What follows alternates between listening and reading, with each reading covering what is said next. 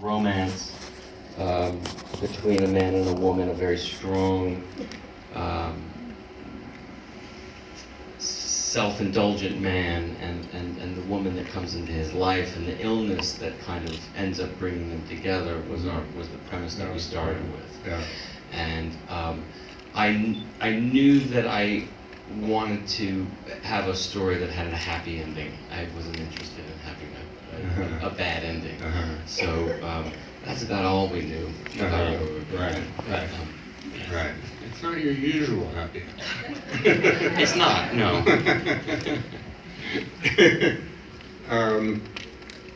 I read in the New York Times that you said that kind of the idea came when you were sick. Yes. And were being taken care of. Yes. By your wife. It's true. I was sick. I can't remember which came first. I was sick, and in my illness, I'm one of those people that when I get sick, at first I get very frustrated because that means I can't go to work, and then usually I just sort of get angry and cranky. But this illness had me flat on my back, where I was really hopeless and needed a lot of help. Yeah. And she had a look in her eye that was kind of, she liked me like this. And I thought, and in my illness and lying in bed, I was probably watching all the wrong movies. I was watching like The Story of Adele H. and Beauty and the Beast and the cocktail version, and Rebecca was on, and I think in the middle of all this kind of this fever, I was probably thinking, well, what if she decided to keep me like this? Just to have me more agreeable. Right. Well, it's a fascinating, I mean, it's a study, it's about power, fluctuating power, and the power that both of these women really have over him. Yes, that's right. I mean, it's an interesting that he doesn't think they have. Yeah. Yeah. And then I was thinking, I mean, it's a triangle in some senses, but it's also, there's a fourth character, which is the mother. Right. It's not the sexiest thing in the world on a first date when a man brings up his mother three times. Exactly. Which should probably be a red flag for Alma. But thankfully for us and our characters, it isn't. She continues on. But the research that we did in the story turned up something really interesting, which was that 9 times out of 10, these fashion designers, men that have dedicated their lives to making dresses, had very strong mothers, very domineering mothers, that would that usually introduced them to their art and their craft, brought them up, and by pure coincidence, the research showed that quite often there was a sister who was marginalized to make sure that what her role was to take care of the golden boy. This was time and time again. You see this come up, and so yeah, that was yes. Was that true of Balenciaga?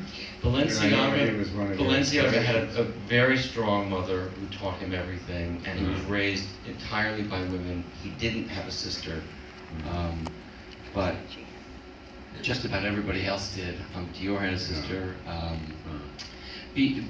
Balenciaga had sort of substitute sisters, women that had been around him all his life since he was a boy, that kind of followed him to Paris and propped him up, and they really just made sure that his feet never touched the ground, and that he was able. They kind of sheltered him from everything outside, from the real world, really. How did you discover Balenciaga and his story? I saw a book in an airport, and I saw a picture of Balenciaga, and he looked a lot like Daniel Day-Lewis when Daniel was young. Very striking, very strong features, incredibly handsome, and a kind of 1,000-yard stare that was unmistakable. And Daniel and I were sort of formulating the story. We had this man, but we didn't really know what he did for a living, and one of the ideas was a dressmaker. Because one of our favorite stories is The Tale of Gloucester, Beatrix Potter's story. I don't know if anybody's read it, but it's a fantastic, it's a fairy tale about a tailor who has to make the coat for the mayor of this town. And the night before he's meant to finish it, he gets very ill, and all the mice in his house come and finish the dress for him while fighting off the cat that's trying to kill the mice. It's one of Daniel's favorite stories and mine, so between the two things, Balenciaga and The Tale of Gloucester, we've made him a dressmaker. Wow. Well, at what point did Daniel get involved in the process of actually working on the script? At the beginning, right at the beginning. I mean, we wanted to work together again, and it had been 10 years, and I knew that I had to be the schoolmaster and say, like, right, now's the time. Yeah. Let's get together and do this. Here's this premise that I have, and let's do this together. Because I also knew his work methods enough to know that if he needs time, so that formulating the story would actually be sort of pre-production for him and getting ready to figure out what this character was going to be. Right. And did he do his usual studying to become a couturier himself? Well, what do you think? Of course. Of course. He studied with the New York City Ballet's costume department. A guy named Mark Happel took him as an intern, and Daniel studied learning all the basics of sewing and draping and cutting and measuring and all that stuff. And he did that for about a year, almost a year and a half. And at the end of it, he made this beautiful recreation of a Balenciaga suit for his wife. And so the wonderful byproducts of that, obviously that kind of immersion that he does, is you get things that you never imagined would be there, like those close-ups on his fingertips. You see all those needle marks, you see punctures from all the needle marks that he's done. It's things that you'd never come up with. Right. Right. Unbelievable. And how did you discover her, Vicky Krebs?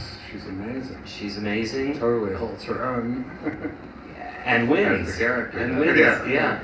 Well, that was the idea in our mind. Was right. You have the world's greatest actor, and now you need to get somebody to go up against him and win. And that search was a traditional search through casting, our casting girl, Cassandra Kulakundis, who we've worked with since, and she went out and found everybody that there was between the ages of 25 and 35. And Vicky's did a videotape for us, and it came in very early on, and it was so clear right away that it was our girl. It was like, taking nothing away from some of the other actresses, but many of them were extremely beautiful. And Vicky has a face that kind of feels like, if you saw it on Turner Classic Movies, you'd think, oh yeah, that's that girl from that movie I saw. It's very timeless, very beautiful from some angles, and then very kind of peculiar from other angles and a little off. So there's something so magical about that. But underneath that beauty, she has a fierceness that's... Vicky and Alma are very similar. It's great. Well, it made me think too of the wife in The Master. Mm-hmm. The Amy Adams character. Yes. Who was quiet but really in charge. In charge. Yeah. Right. It seems to be a recurring motif. Well, I grew up with 4 sisters and a mom, and I have 3 daughters of my own and a wife. So I'm surrounded by incredibly powerful women who probably let me and my son think that we're making decisions, but quite frankly, we know who's making them. But it reminds me of a great photograph that we saw very early on that was really helpful in this film of Christian Dior, which was a sort of yearly photograph that they would take outside it's in the courtyard of their atelier. And there's Christian Dior, sort of slightly overweight Frenchman, probably 32 years old at the time, and there he's smiling, and there's literally about 350 women in lab coats standing behind him. And that's it. It was him and all his women that would make these clothes that he would dream up. He couldn't sew at all. that was the story of Christian Dior, was that he had immaculate taste and great creative impulses, but couldn't sew a button on a jacket. So that was really, it was an inspiring photograph to see. Yeah. What made you decide? This is the first film that you really were your own DP on. You used Robert Elswood as your cinematographer in the past, and what made you decide to shoot this film yourself? It was an itch that I had to scratch. I've done a lot of side projects with some of the guys, a lot of the guys that I did this film with, the gaffer and key grip and first assistant camera and camera operator, and it was a group of people working together that felt really good, and it was just a kind of an impulse to try to do something.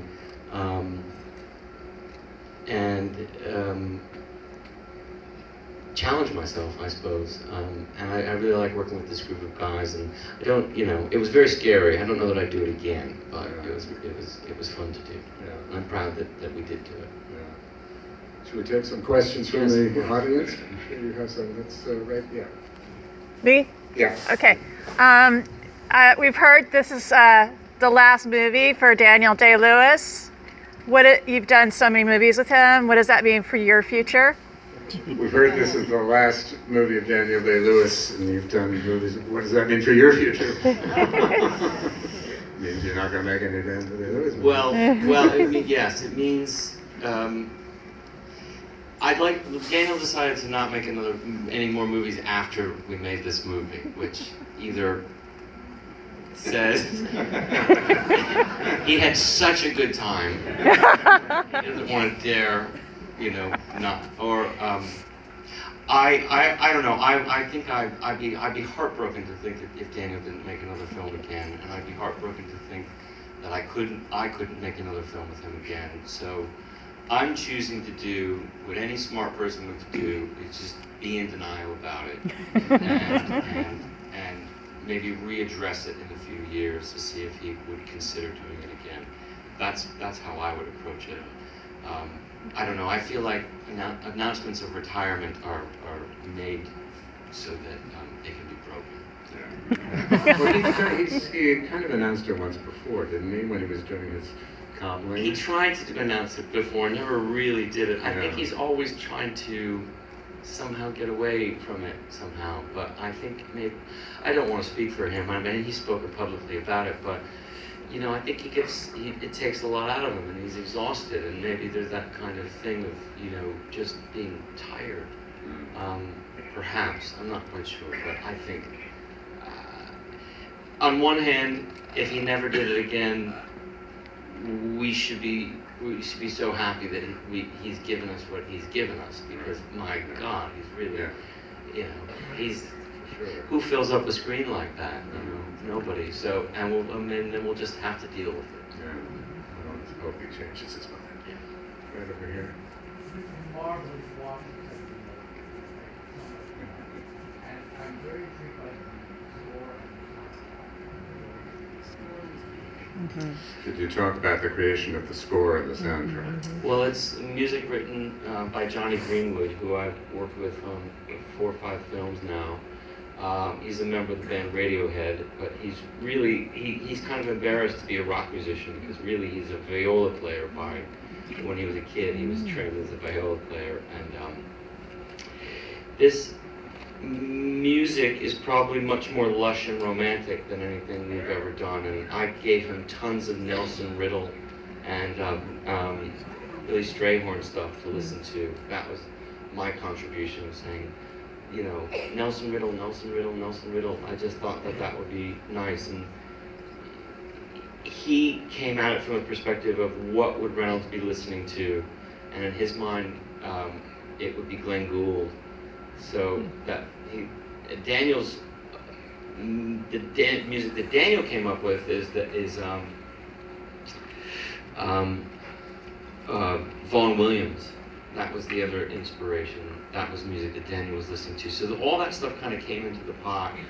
And Johnny Greenwood is like a musical faucet that you turn it on and music just comes out of him. So Johnny was involved very early on in the script and all the research, and he would write music to that. He'll write things in 2-minute piano demos that he'll send me.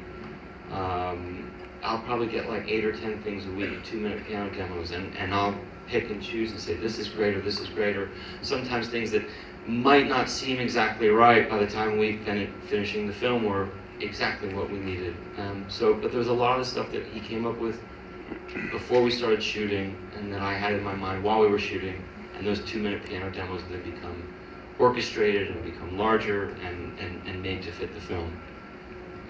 So it's a long process. He's involved right from the beginning, like with Daniel, and he's a great collaborator to work with. Thank you for asking. Yes, more quiet right here. Yeah. The color palette was so muted, and then his sister's slash red costumes. How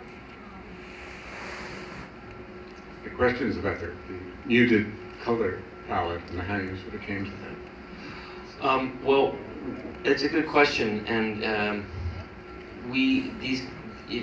these costumes were so vibrant and so insanely technicolor that it was actually it was a bit much for us. I mean, these fabrics were just sort of they're like 3D, you know, and there was something that actually ended up feeling, ironically, very modern about it when we were shooting tests for the film, and we would shoot them.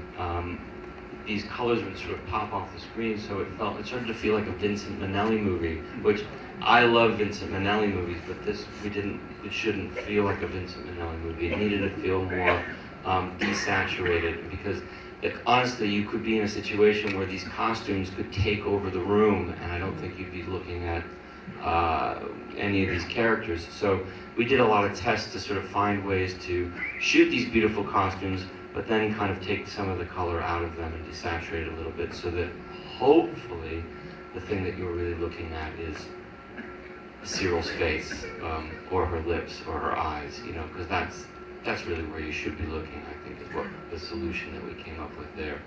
Otherwise, we probably would have had a film that was at its worst kind of over-designed, you know, and it was very sort of possible to do that because you have so many gorgeous fabrics and colors and all that kind of stuff floating around, and there can be something a bit more faded.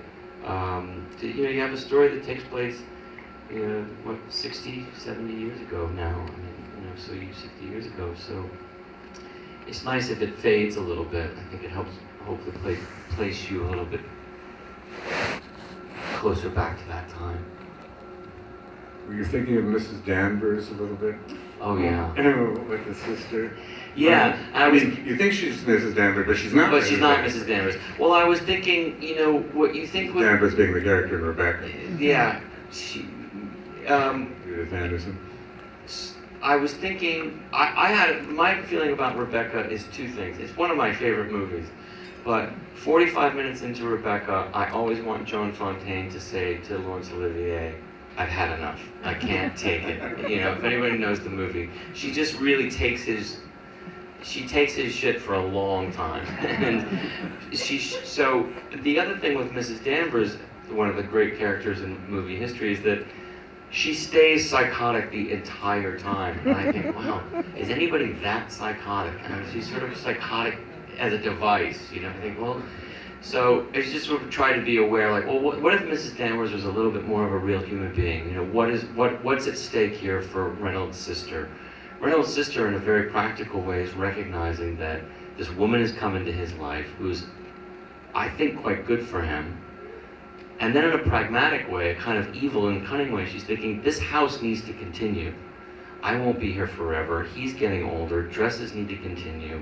What's a way to move this forward? It's not overt in the film at all. It's very subtle, but between those two things, it kind of makes Cyril a really, really interesting character, I think, to say, okay, I'm not going to show you the ropes, but let me wink at you this way or that way, and whatever she's dealing with in her own life and feeling like everything I've done is for this man, and this is something that I can do for him that I can also do for myself. Leslie Manville is wonderful. She sure is. She's on. one of the best actors I've ever worked with. I mean, absolutely a joy, incredible. Yeah. Some more questions? Yeah. I have a question on whether you shot on location or on your studio. The house was amazing. But the stairway provided a lot of great camera angles and a lot of action. How many times a day have we come up and down? The question is about whether it's a set or an actual house, and she was commenting on the great use of the stairway and how many times did they have to climb up and down. Well, no one complained because we all had to do it every day. There was no elevator. It's a 4-story townhouse, and we had to lug I didn't lug any camera equipment up there, but it was, I mean, we all were on top of each other in this house. It's an actual townhouse in Fitzroy Square in London, the center of London. We didn't film anything on sets. It's what you're supposed to do, and I might, next time I do a sequel, I might build it on a set. It might be a lot easier. But it was an important thing for us to shoot in an actual townhouse because the feeling is different. You know, the feeling is, it's harder, it's very impractical, but you get things that you would never get on a set. You get a life outside the windows. If you were on a set, you would have to put a green screen up, or you'd have to build a town square, and you'd have all that kind of stuff going on that would not have been, you know, it's not practical. You would finish a day's work without knowing what was really going on out there. So we had that life outside the streets, which was really nice. The stairwell was beautiful. It was a beautiful stairwell, and you get sounds on those creaky floors and those floorboards. All that stuff is really what we dealt with. You're trying to slowly creep across a room when someone is sick or someone doesn't want any noise at breakfast is absolutely impossible in a Georgian townhouse. I mean, but you know, so yeah, that's a good question. That's it's a lot of stairs. We used to like have our phones and see how many steps we did each day. You know? Were those women, the seamstresses, and were those the actual? They're all They're all seamstresses. real Yes, seamstresses. some of them are actresses, but they are actresses who have seamstress backgrounds. So they really know how to sew. But the ones at the front and the center, Nana and Biddy, and the ones right around them. Nana and Biddy worked for Hardy Amy's, who's a famous fashion designer out of London. They were part of his house for many, many years in the 60s. And we met them at the V&A Museum in London. They were volunteers there in the fashion archive department. And we asked them to be in the film and bring their expertise to sort of make sure that we weren't doing anything that looked wrong. And then casting them was just a good idea. They're really terrific. Yeah. Yeah. I wanted to ask about your framing. It's beautiful in film. How much was decided ahead of time? Did you storyboard the 3 bids and you know, even your inserts and the close-ups are incredible in telling the story. But just how much of that was pre-planned or was it organic? A lot of it on the The question is about your framing, which is beautiful, and how much did you storyboard it all, or how much was planned? Well, it's not storyboarded, but it's planned out over the course of a couple months of location scouting, going and finding that Georgian townhouse. You sort of go through the script and plot out how shots might go.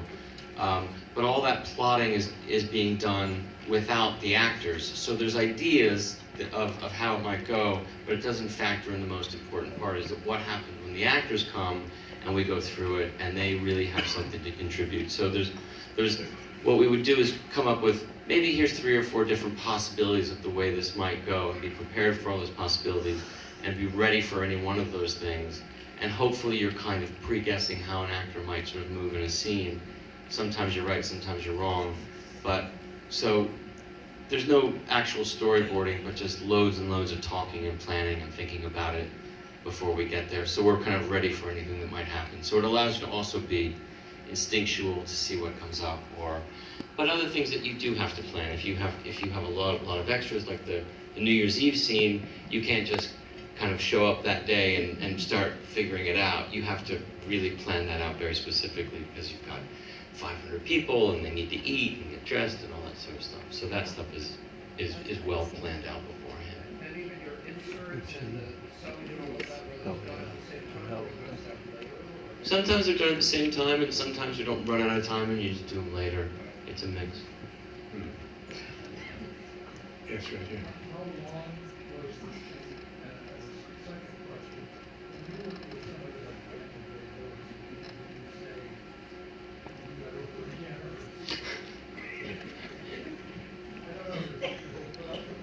camera. The question is, A, how long was the shoot, and when you work with Daniel Day-Lewis, can you say, let's do that over again?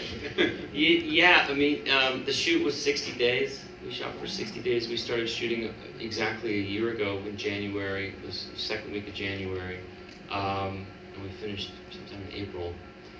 And Daniel is tireless. He loves to do it again and again and again and again. Probably even more than I do, I think. I'm usually the one who has to say, let's stop, because he'll want to keep going. He's very, very collaborative, incredibly, actually. And for all of the mythology about being in character, which a lot of it is true, part of being in character is also sort of understanding that one of the great things of going to work with Daniel every day is that actors will come in.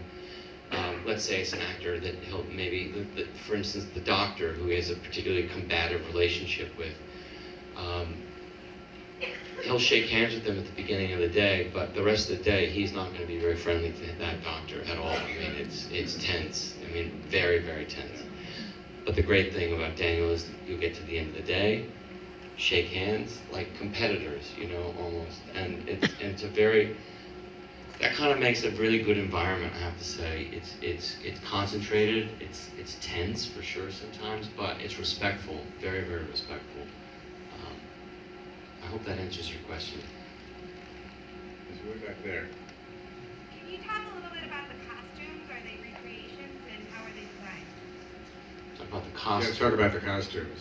Are they recreations or are they new designs? They're all new designs, and many of them are, however, inspired by old designs. There was, when doing the research for the film, we would find dresses that we really liked, and we would want to copy them, but we would try to make it our own. Most important is that Daniel was heavily involved in this as well, because his character would have a lot to say about his character's designs. So he worked very closely with Mark Bridges in picking out fabrics, doing sketches. They did sketches together. Daniel designed the first dress, the Henrietta Harding dress that Sheena McKee is wearing, is one of Daniel's designs. Mark would then know how to make those designs, because Daniel didn't know the practical way of doing it, so Mark would then make it practical to make. Mark would bring designs to Daniel and put them in front of him. There was a real great collaboration between the two of them, and then of course the collaboration when Alma came into the equation, because she'd have something to say about it. All the dresses were made in an atelier that we had in our production office in London. Things were made from the ground up, and many times, just like in the movie, things were made finished the night before they were meant to be filmed the next day. So all these seamstresses would rush over with this dress at 7 o'clock in the morning after they'd been up all night, but then we'd put them in their white lab coats and film them, because we wanted them to be in the movie as well. So that's why they all look kind of tired. Yes. You've written and directed so many wonderful movies. At this point of your career, what do you find more challenging? Trying to brush up the screenplay or just the perfection? At this point in your career, what do you find more difficult, more challenging? Yeah, writing the screenplay. Writing the screenplay or realizing the screenplay? The writing. Yeah. The writing is always the hardest part. That's the hardest part. Because directing, you can rely. Directing, you get so many great collaborators around. You're surrounded by people that will help save you at any moment or not let you drown. But writing is like alone in a room. That's horrible. Can you ever imagine directing a movie from someone else's script? I don't, at this point, I don't think so. Because as horrible as I'm making writing sound, I do love doing it. But I would be open to that possibility if something came in my lap. I say, my God, this is great. I suppose I would like to try that, just to sort of think that I've tried, all different ways to make a movie. But I love writing, so I won't. I hate to cheat You're myself. so good at it, yeah. Right here.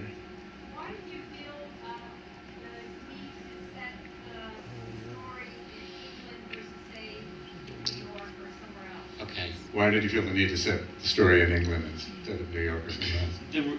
If we wanted a film at this time in the 50s, which we didn't necessarily want, but there's only two places it could really have been, which was Paris and London. Those were the epicenters of fashion, the sort of dressmaking and that kind of stuff. New York, not as much. Much more now, probably, but even still, it's London or Paris. That's where these dresses are made. Once we found out a lot about these designers, these actual characters, these historical figures, Hardy Ames and Norman Hardin, these kinds of people in London in the 50s, it was just too delicious and too good for us to pass up. And it's also our ideas about making a Gothic romance in that Rebecca kind of way. Many of those they're sort of English stories. And Daniel's English. It had been a long time since he played an Englishman, and it seemed like a good time to see him do that again. But that's where clothes were made. These kinds of clothes were made. Was New York, was London or Paris. So Paris didn't see. I think we've seen that Paris story. That's well covered ground. So yeah. Any more questions? Yeah, over there. Was there anything that you learned making this film, writing this film, that we can expect as fans of yours to see playing out in your career as an artist? Was there anything that you learned in making this film that we can see play out in your career? Well, that, as an artist?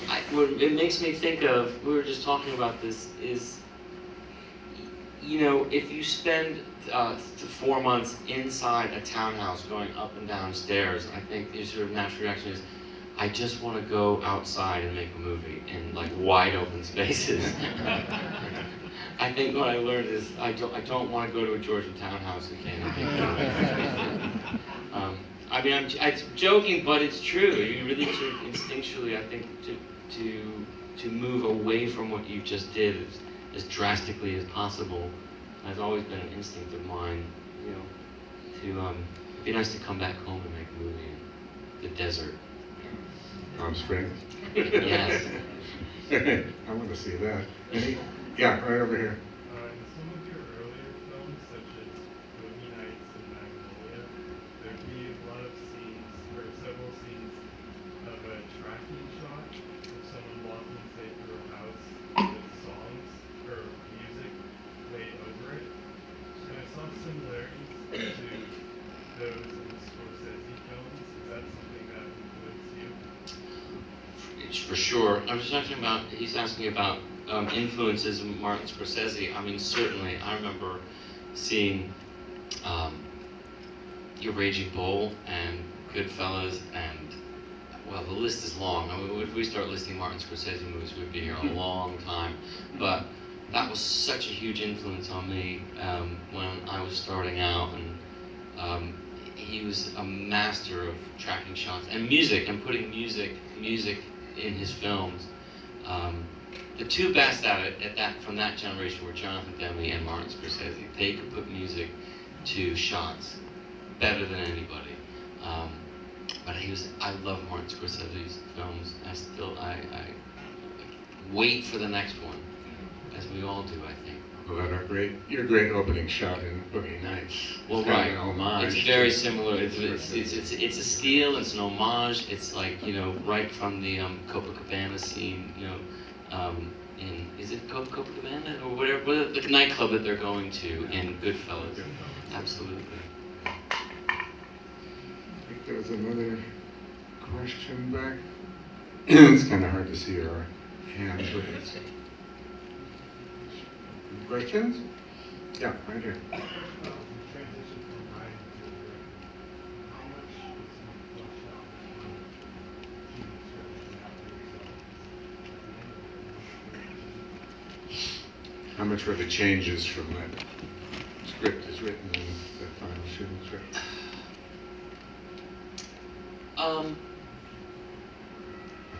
Not a lot, but you know, but by the time we're starting to, but by the time we have a script that we're starting to shoot, most of it's there. We figured out most of it, and maybe there's maybe 2 or 3 question marks about how something might go, and that hopefully will kind of reveal itself. But hopefully they're not large gaping holes that you know you could drive a truck through. Hopefully they're 2 or 3 small question marks that will be interesting to discover. But hopefully, like you know, Daniel and Daniel and I had really gone through the script a lot by the time we started shooting. So we felt confident about what we were going in with. Like, this is what we're going to do. And then when Vicky came in, the same thing. I really went through it with her and Leslie as well. We sort of all individually sat down and felt confident about this is the plan of attack and this is what we're doing. And yeah, left room for improvisation to happen and all that kind of stuff. It was never going to work each day and just painting by numbers. There was always room to make it better and different. And where did you find the girl that's the princess that was dressing at the end? She's Cassandra again. Found her it's her first movie. Really? Yes. She's French and Egyptian, and she lives in London. And she's a young actress and a writer and an activist, and this is her first film. Yeah. But who she's related to something? She's very royal, and she kind of acts like, she doesn't act like royalty. She's so royal she doesn't have to act like royalty. And Vicky spent some time with her in France and called me up and she said, "Do you know how we always thought there was something very royal about her?" I said, "Yeah." She said, "Well, I just found out she's Victor Hugo's great-great-granddaughter." So that's pretty royal, in France. Yeah. So, yeah. It's really interesting the way you shoot Vicky in that scene with her when she comes up to her, because it's one of the, I mean, you were talking about how different she looks from scene to scene, and sometimes she's incredibly beautiful. And she's obviously not feeling good about herself at the time, and she doesn't look good at that time. You know, Yeah. she looks kind of at her most sort of peasant-like. Yes, yeah. Her most immigrant girl who's, I don't know what Vicky has inside her body, but she can put those feelings in her face. It's amazing. She can blush like that. You know, it's that thing that it's a mystery. It's acting, I guess. Yeah, You know? yeah, it's quite extraordinary. Yeah. Well, thank you all so much Thank you, for coming. everybody.